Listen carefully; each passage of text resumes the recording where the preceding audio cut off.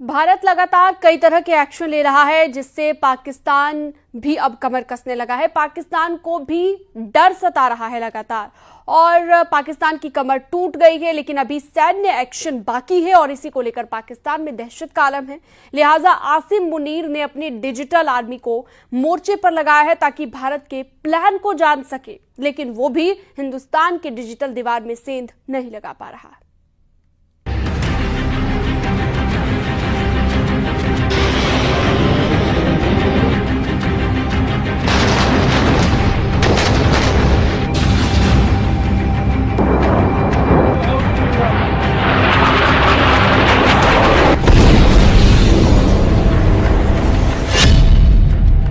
पाकिस्तान में surgical strike की दहशत।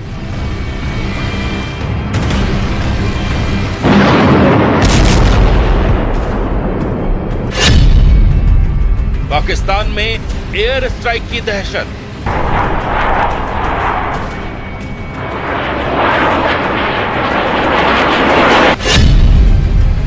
भारत के अगले एक्शन का पाक में खौफ।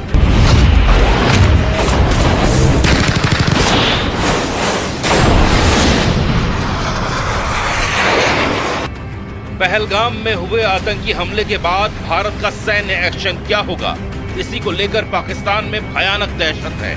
पाकिस्तान ने अपने इंटेलिजेंस को हाई अलर्ट पर रखा है, लेकिन हिंदुस्तान क्या करने वाला है, ये पता कर पाना आतंकियों को तैयार करने वाले पाकिस्तानी खुफिया एजेंसी ISI के बूते के बाहर है।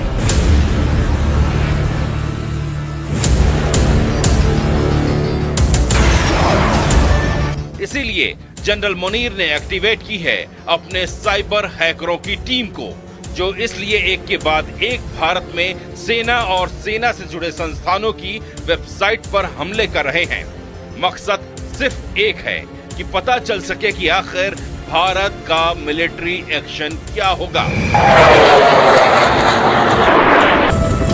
ये सीक्रेट को रिवील करने के लिए, यानी कि सीक्रेट को जानने के लिए उसने अपनी पूरी की पूरी साइबर आर्मी को तैनात कर दिया है, और वो लगातार रोज इसी तरीके के अटैक्स कर रहे हैं। और इन अटैक्स के जरिए जब ये अटैक फेल हो जाते हैं तो उन वेबसाइट्स के फेस को डीफेस कर दिया जाता है।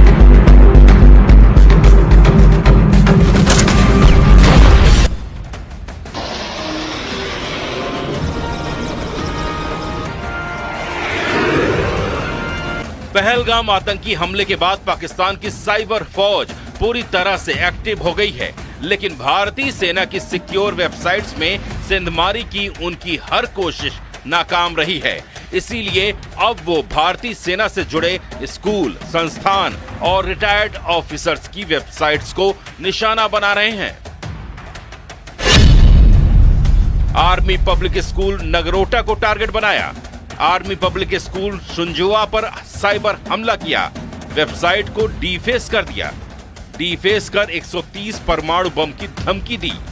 पहलगाम हमले में मारे गए लोगों का मजाक बनाया। हैकिंग में शामिल हैं Pakistani hacker group Cyber Group Hawks 1337 और नेशनल साइबर क्रू।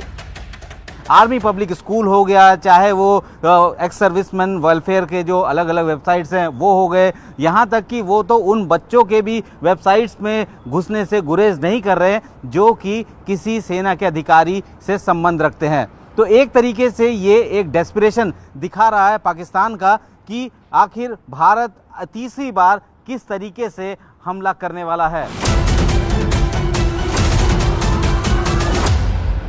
सिर्फ बीते एक हफ्ते में ही 5 से ज्यादा संस्थानों की वेबसाइट्स को डीफेस करने की नाकाम कोशिश की गई है, लेकिन हर बार भारत का साइबर डिफेंस मजबूती से खड़ा रहा।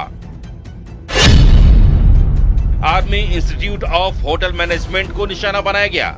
IAF veteran website, IAF placement cell, Indian Army Housing Society, APS Ranikhet, APS Srinagar. मतलब पाकिस्तानी हैकर्स अब उन वेबसाइट्स को भी नहीं छोड़ रहे जो सिर्फ स्कूल और वेटरन्स की हैं। ये साबित करता है कि उनके पास भारतीय सेना की मुख्य वेबसाइट तक पहुंचने का कोई रास्ता नहीं मिल रहा है और वो सिर्फ और सिर्फ सॉफ्ट टारगेट्स को निशाना बना रहे हैं। मकसद क्या है कि ये जानना कि भारत का अगला सैन्य एक्शन क्या होगा।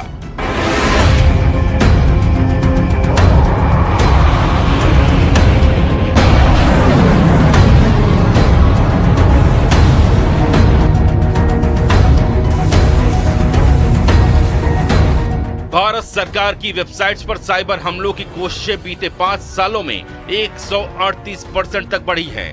साफ है, पाकिस्तान अब मैदान जंग में ही नहीं बल्कि कोड्स, बाइनरी और ब्राउजर में हार रहा है।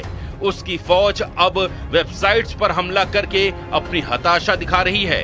लेकिन भारत के पास न सिर्फ फौज है बल्कि दुनिया की सबसे मजबूत डिजिटल दीवार भी है जिसे कोई गिरा नहीं सकता।